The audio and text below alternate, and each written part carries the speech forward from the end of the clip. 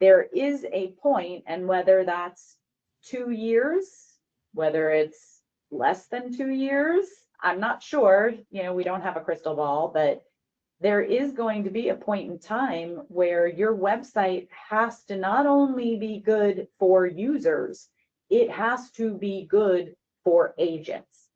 Because if people, users, potential customers are going to be using AI agents to make their life easier, i.e. save time by doing a lot of this like legwork and research, then it's the agent that's going to be coming to your website and moving around, processing, digesting information, asking for quotes, etc. And so you really, you know, this we're focused on, it has to be SEO friendly, your site has to be SEO friendly. And now it's, you know, we shifted to, yes, it has to be SEO friendly, but it also has to be user friendly. Well, let's throw one more hat into the ring. It's got to be SEO friendly and Gen AI friendly. It's got to be SEO friendly because we still have a large population of referring traffic for all you manufacturers that are coming from traditional Google search.